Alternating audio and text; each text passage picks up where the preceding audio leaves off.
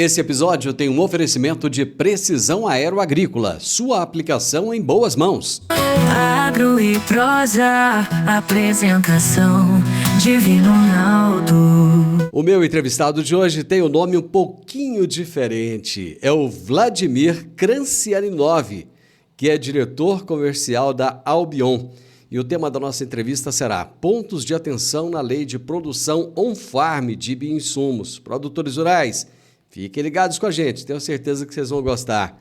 Vou até repetir o nome, né? Eu achei tão interessante. Vladimir Krancianinov. Como é que você está? Tudo bem? Tudo bem, Divino. Obrigado aí pelo convite. O nome é difícil, mas é tranquilo. Depois o pessoal acostuma. Sou brasileiro, apesar desse nome. O pessoal, talvez, antes de abrir a tela, estava esperando aí um loiro de olho azul vindo da Rússia, mas eu sou 100% brasileiro, apesar do nome. A origem é russa mesmo? Sim, o meu avô tem uma história curiosa, que ele nasceu onde hoje é a Ucrânia, mas na época lá no começo do século passado, onde morava numa fazenda, o meu avô, então ele nasceu ali onde se falava russo, mas quando meu bisavô decidiu vir para o Brasil, abandonar lá, que realmente já estava muito ruim a questão da Primeira Guerra Mundial, ali de gente invadindo e tomando terras ali dos produtores rurais, eles se registraram na Romênia. Era muito comum, como aqui no Brasil, né, Divino? Quem morava na fazenda às vezes não ia até a cidade se registrar, então, falando aí da década de 10 do século passado, então ele se registrou na Romênia. Então meu avô foi pela vida inteira romeno perante a justiça, sem falar uma palavra em romeno, falando só em russo e com essa origem ucraniana. É legal, cara, história, né? E a história da família é muito Sem forte, dúvida. é bom, né? E já mostra a coragem, eu acho, desse povo, né? Você se vê hoje montando um navio e indo para um lugar onde você nem imagina o que vai encontrar, né? Hoje a gente sai daqui já com um hotel, com um lugar onde a gente vai, para fora do país. Eu Passagem faço de uma ida e relação volta, né? isso, de volta, naquela época era só ida. Eu faço uma comparação que é como hoje você pegar um foguete e ir para Marte. É. Você não sabe o que vai encontrar lá, dizem que vão colonizar e você não sabe se vai dar para voltar, né? É mais ou menos isso. Eu estive um tempo atrás lá em Bento Gonçalves, até voltei agora, mas aquela vez que eu fui lá, a primeira vez eu estive no Museu da Colonização Italiana, alguma coisa assim, Sim. parecido com esse. E uma coisa que me chamou muito a atenção, Vladimir, era o seguinte, muitas mulheres saíam de lá, às vezes, a mulher, o marido e 5 filhos. O marido morria no meio do caminho. Aí tinha um outro cara que saía, ele, a esposa, 7 filhos. A esposa do cara morria no meio do caminho. Essa mulher com 5 filhos, esse cara com 7 filhos, eles se casavam. Não é porque eles se amavam, é porque um precisava do outro para criar os filhos um do outro, para eles se apoiarem. E chegava aqui aquela família gigante e eles tinham que trabalhar todo mundo, cara.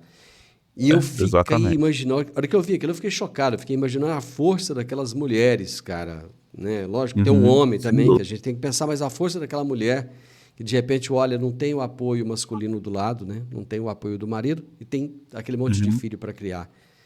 Cara, é muito louco isso, doido. Né? E é a pura sobrevivência do ser humano, né? De realmente falar, ó, precisamos sobreviver.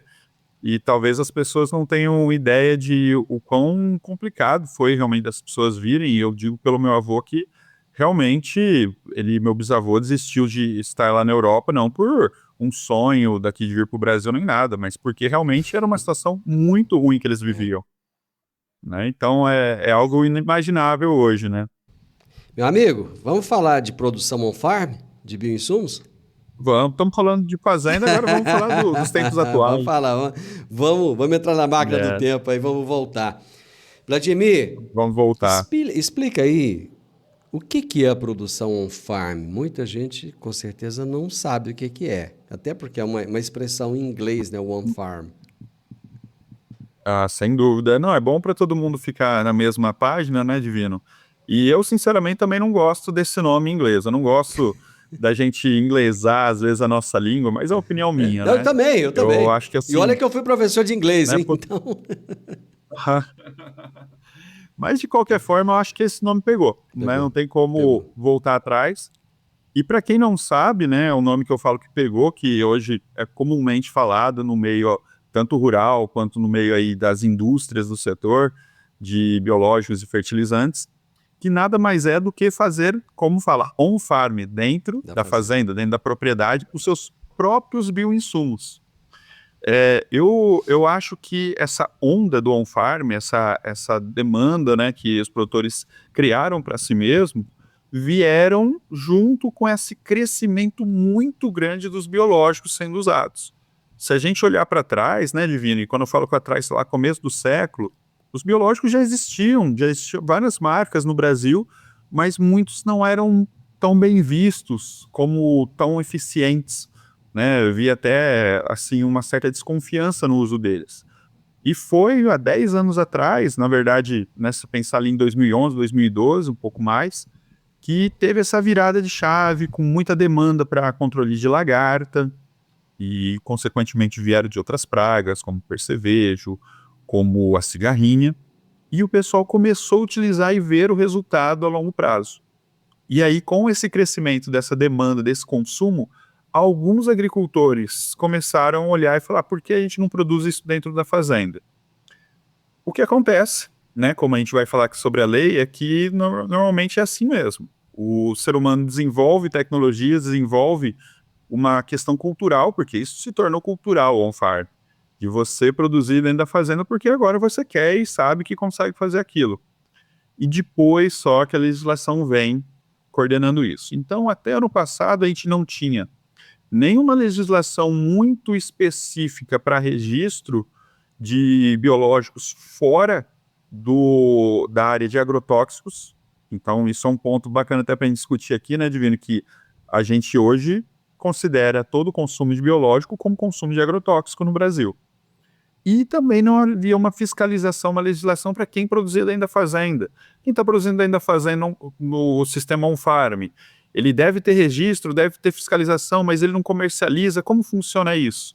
E aí realmente começou um debate que durou bastante tempo, né, até sair a lei aí quase no Natal do ano passado, a 15.070, foi muito tempo de discussão, de conversas, de associações e convenções de empresas também levando esse debate para Brasília até sair essa lei, que, já vou adiantando realmente, ela não está 100% pronta, falta uma regulamentação agora.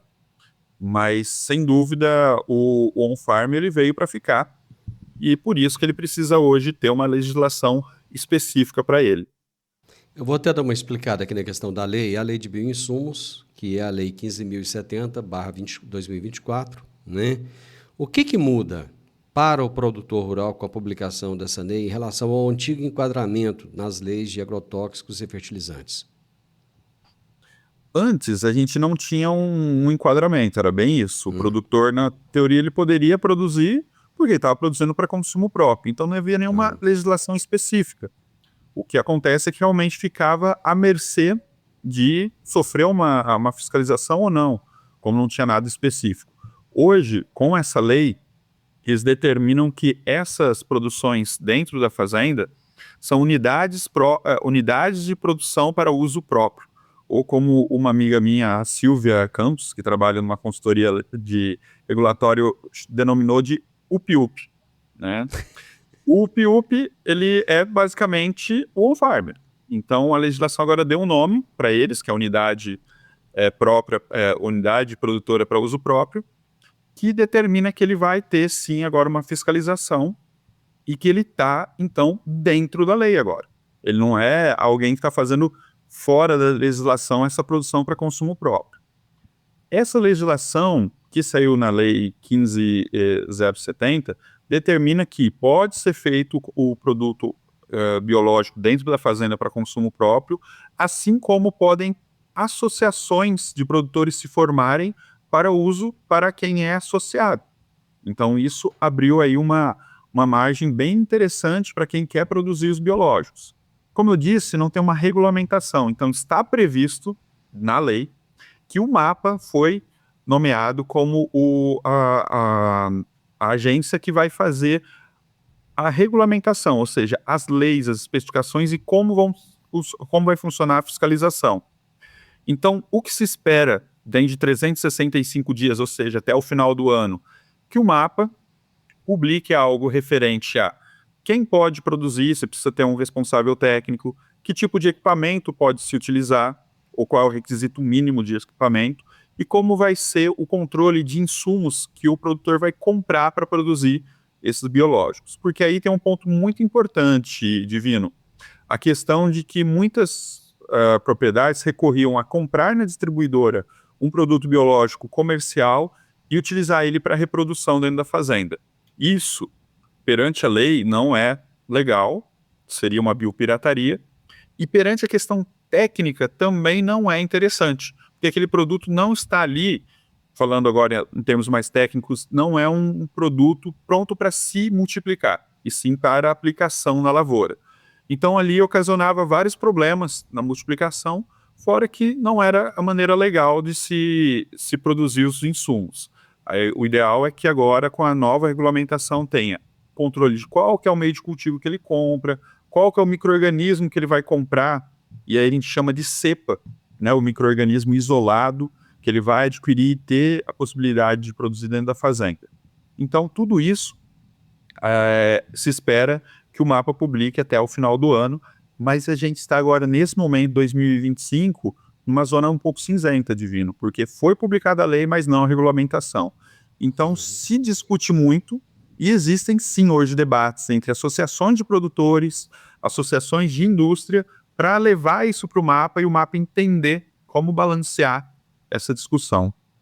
Vladimir, eu vou fazer um intervalo aqui rápido, nós voltamos já já. Alta tecnologia, eficiência e produtividade no campo. Com a precisão aeroagrícola, você tem maior uniformidade na aplicação, sem amassar plantas e sem compactar o solo.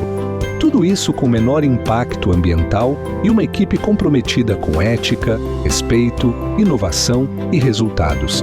Certificação em aplicação aeroagrícola sustentável, base em Catalão e pontos de apoio em Goiás, Minas Gerais e São Paulo. Precisão Aeroagrícola, sua aplicação em boas mãos. Acesse www.precisaoaeroagricola.com.br. Estou entrevistando hoje Vladimir Krancianinov e estamos falando a respeito de pontos de atenção na lei de produção dos bioinsumos on-farm. Em relação aos equipamentos que você colocou, aí eu acho que está um ponto de discussão, porque tem gente fabricando on-farm lá naquela estrutura bonita de inox, tudo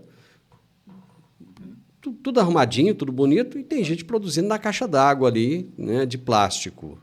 Então, isso traz uma discussão. Mas, peraí, será que esse negócio não é perigoso? Será que isso não vai trazer problema? Né? Então, existe um ponto de discussão grande aí, né?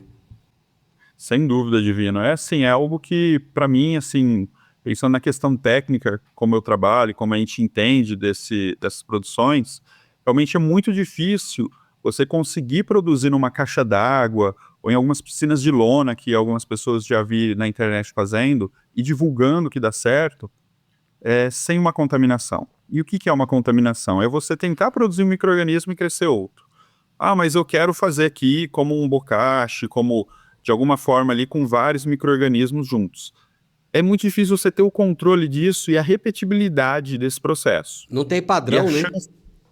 Exatamente. Ah, mas se a pessoa não está interessada em padrão, é um problema? É um problema a partir do momento que alguns micro-organismos nocivos, seja para a planta ou até para quem está operando, podem ser desenvolvidos ali.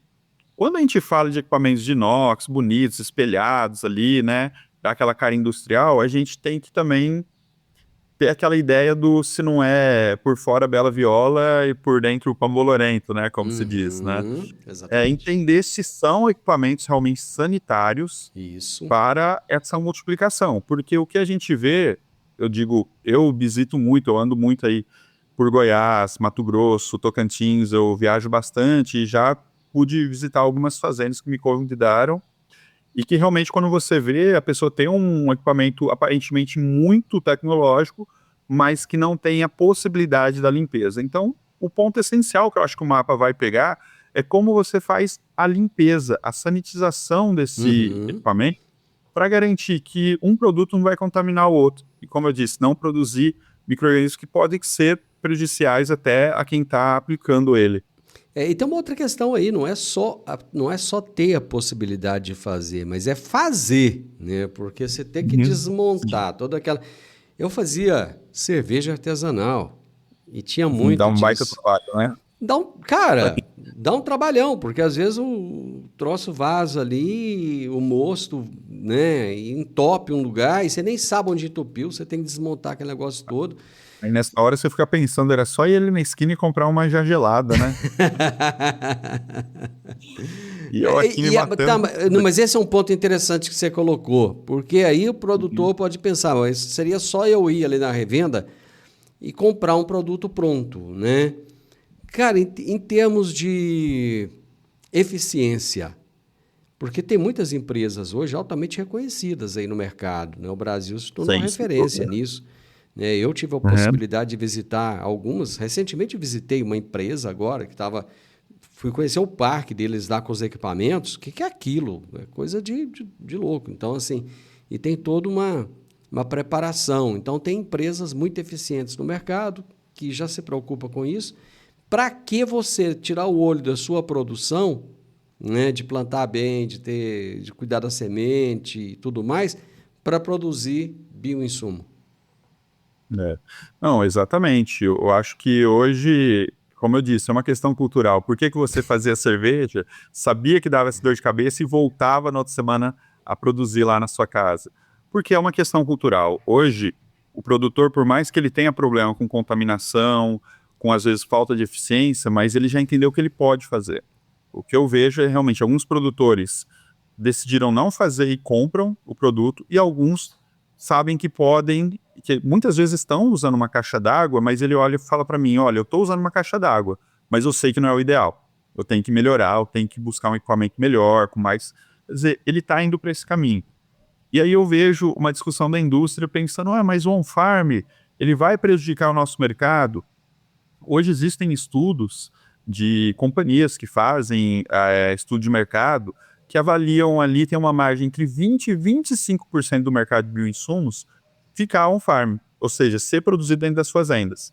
Se você pensar que existem aí grandes fazendas, latifúndios e grandes grupos que plantam principalmente grãos, cereais, realmente eles estão produzindo o próprio bioinsumo e eles já são boa parte desse mercado.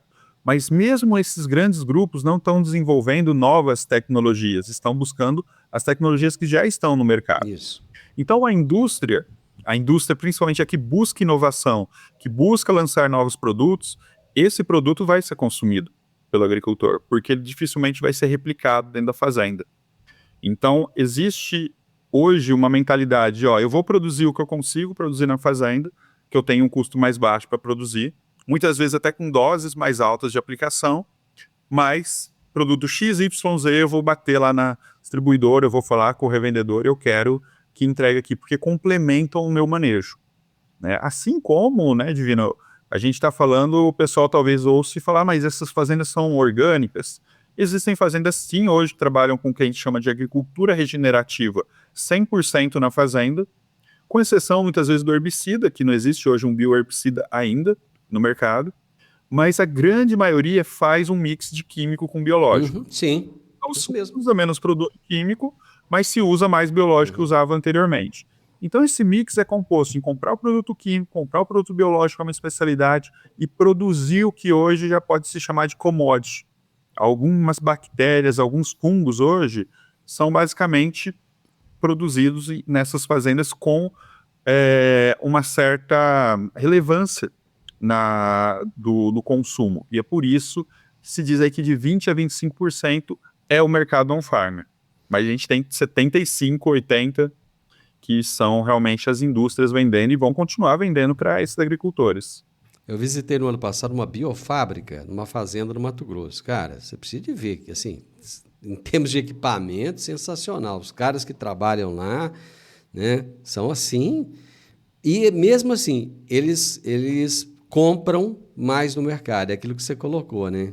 Porque muitas empresas já estão na quarta onda do biológico, né? Sim, é aquilo que eu falei, às vezes nem é mais o bichinho vivo que está lá, mas é sei lá, eles buscaram um jeito lá de multiplicar aquilo que eles querem do bichinho, né? E é isso que eles usam. Então, os caras estão num patamar além, que se aquela fazenda for investir em pesquisa para fazer aquilo, meu Deus do céu, vai gastar tanto dinheiro que não justifica, né? O que é importante, Divino, o pessoal entender que a Lei 15.070, né, do ano passado, ela, muitas vezes, para quem é agricultor, está olhando e achando que é uma lei, às vezes, só para um farm. Era uma lei geral dos bioinsumos, porque os bioinsumos não tinham uma lei para eles, tão específica. Houveram outras leis anteriores, voltadas para a produção de bioinsumos, mas essa também tem um escopo para a área industrial, vamos dizer assim, a área de quem está comercializando. Então, o intuito, como você falou hoje, a pesquisa e o desenvolvimento dessas indústrias é muito rápido. E muitas vezes encontra o entrave aonde? Na burocracia do registro. Porque é um registro que segue o mesmo registro dos agrotóxicos. Já começou há um tempo antes da lei, o Ministério da Agricultura a tratar isso de maneira diferente, mas hoje vai ser por lei essa diferenciação de como vai funcionar o registro.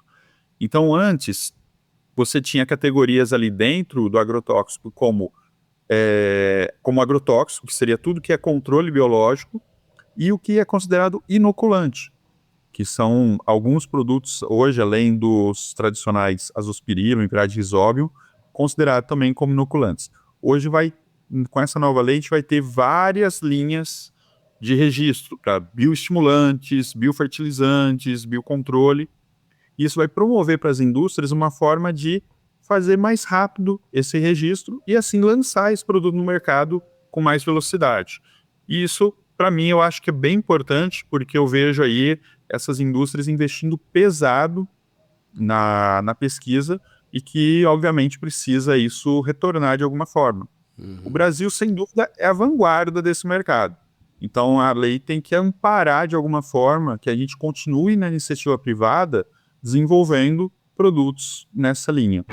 No mundo do agronegócio, informação é poder. E no portal agroeprosa.tv você encontra as notícias mais relevantes e atualizadas sobre o setor que move o Brasil.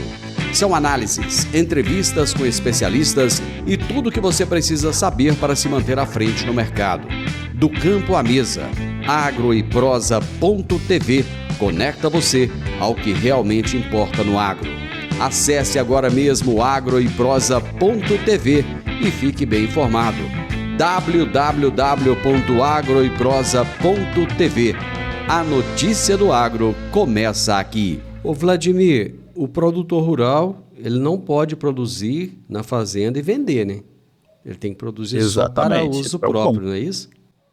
Exatamente, por isso que é UP-UP, né? Para uso próprio. Se ele resolver vender,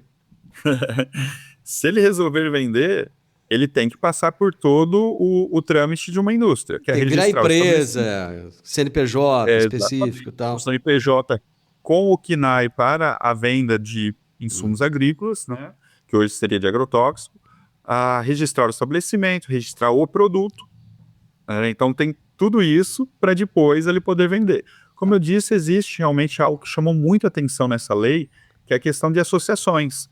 Ah, mas eu quero produzir, meus 3 vizinhos aqui querem que eu entregue para ele. Tudo bem, você pode fazer uma associação, criar uma associação sem fins lucrativos, onde você não vai ter emissão de nota e nem recolhimento de impostos para essa finalidade e vai entregar para os seus vizinhos esse mas produto. Mas tem que ter um CNPJ? Você tem que abrir um CNPJ para a associação.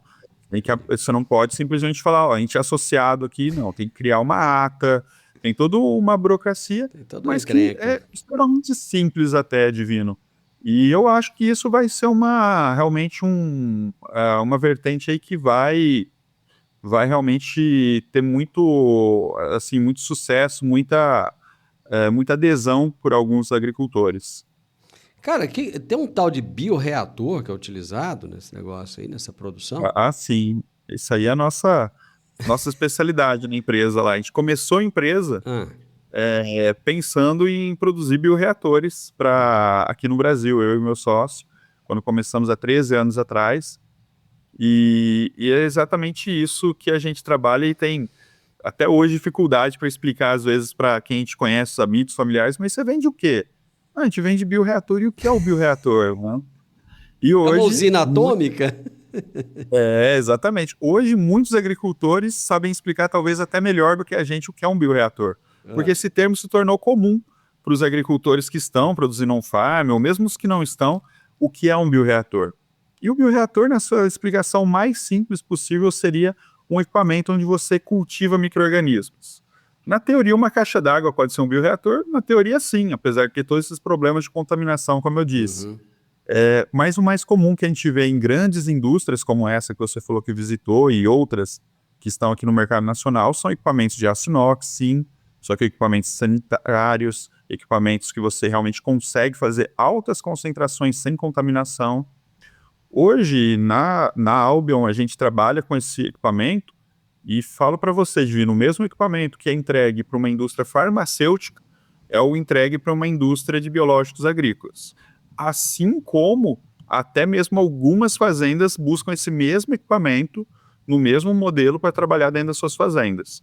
Então é um equipamento para você conseguir fazer a multiplicação dos micro-organismos. Porque o micro-organismo ele é um ser vivo. E assim como quando você cria qualquer ser vivo, você precisa dar alimento para ele precisa respirar, ele precisa ter a melhor condição de meio que ele vai viver para poder se multiplicar. E aí ele faz essa grande magia, podemos chamar assim, de você pegar uma quantidade pequena de micro-organismos e transformar numa quantidade muito grande em poucas horas. Existem muitas oportunidades em termos de ganhos de produção. Eu vou falar econômico, mas não entenda econômico como vender produto, não é isso não. Para quem decide investir em bioinsumos on-farm? Olha, hoje eu acredito que o produtor, ele mesmo fazendo, ele está desenvolvendo e sabe o que ele tem que desenvolver, ele não faria isso se não desse um retorno para ele. Eu acho que a média brasileira do agricultor, mesmo o pequeno agricultor até os grandes latifúndios, ele é muito crítico com insumos que ele usa. Com todos os insumos, aí não só os biológicos.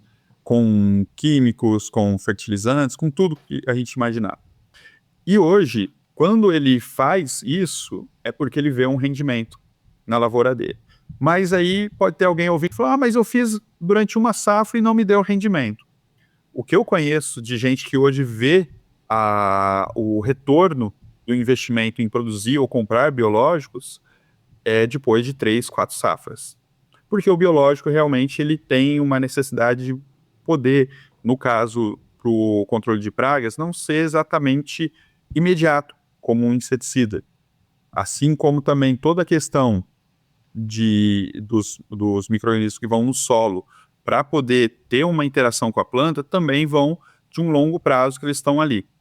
Então, o que a gente vê é que o agricultor está usando, alguns a mais de 10 safras, e realmente ele continua usando porque dá um retorno para ele. Alguns até calculam isso, especificam ali, contabilizam em quantas sacas eles ganharam, mas sem dúvida nenhuma também tem o outro lado, não só o que ganhou em produção, mas o quanto economizou por hectare na produção. Então muita gente reduziu, o Divino, isso eu já ouvi demais de um agricultor, em metade, muitas vezes, o seu custo operacional. Mas é claro que isso foi não na primeira safra, mas depois de algumas safras ele tirou vários insumos e conseguiu abaixar esse custo. Então, sem dúvida, ele tem um ganho financeiro com certeza no uso biológico, mas ele precisa ter essa paciência para ver esse retorno. Isso é igual querer emagrecer, fazer dieta por uma semana e desistir porque não deu resultado. Agora na academia só um dia, aí se pesa no final do dia e fala assim, nossa, mas eu não emagreci, vou parar de fazer. Exatamente, Guilherme. Cara, no médio e longo prazo, depois que regulamentar, que tiver tudo bonitinho, funcionando, né? Como você disse, a gente está no limbo ainda, né? Como é que você acha que isso vai impactar em termos de competitividade do Brasil em relação a outros players que são nossos concorrentes?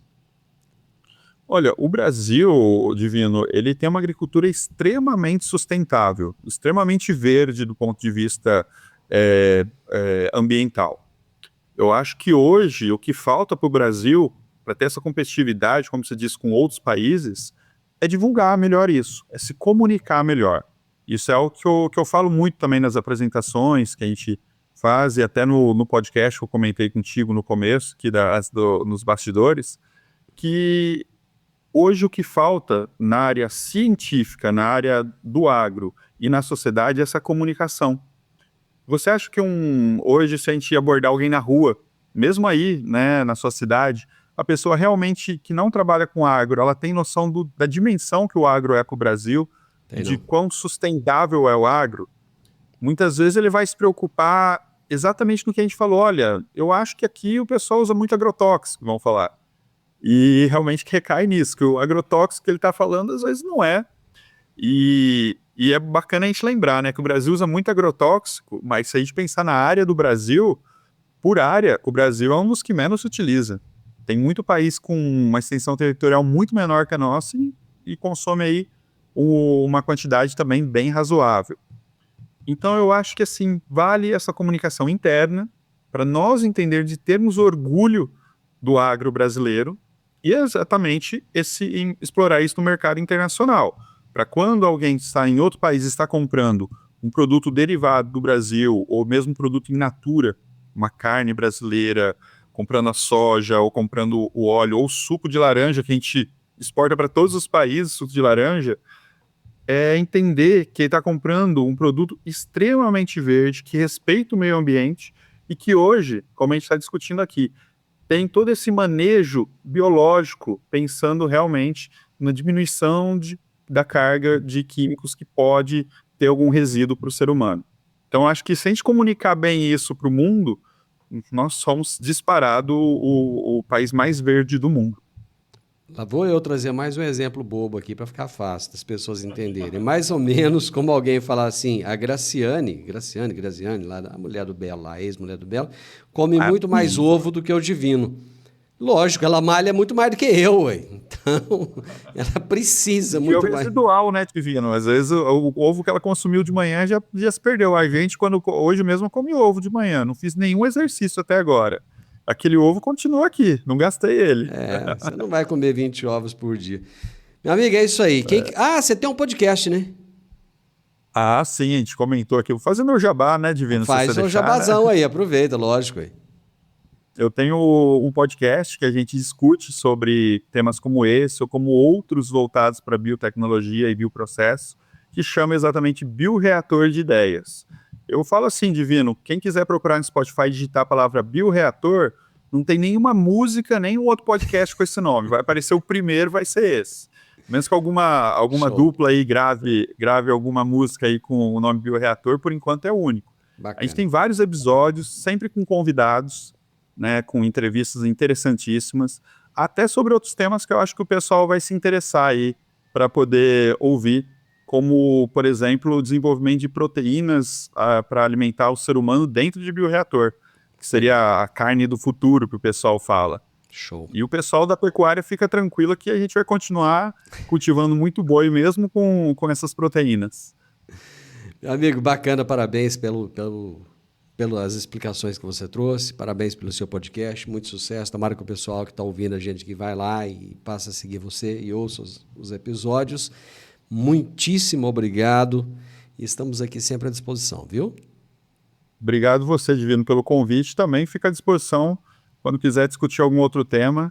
Estou aqui para a gente bater esse papo gostoso que a gente teve.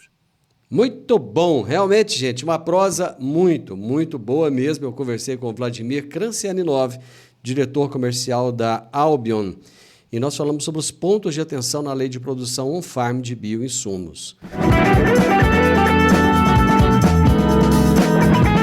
O podcast Agro e Prosa tem o objetivo de falar do agronegócio de forma fácil, simples e descomplicada. Diariamente conversamos com os maiores atores do agro e abordamos os mais diversos assuntos de interesse de produtores rurais, técnicos, pesquisadores, profissionais da área e simpatizantes do agronegócio. Se você gosta do nosso podcast, então você pode nos ajudar. É muito simples. Basta seguir-nos nas principais plataformas de streaming e também no YouTube. Se você deixar um gostei, compartilhar os episódios e deixar um comentário, já vai nos ajudar muito a dar relevância tanto ao podcast quanto ao canal. E o mais importante de tudo, nos siga para receber notificações de novos vídeos e episódios. Um grande abraço para você e até a nossa próxima prosa.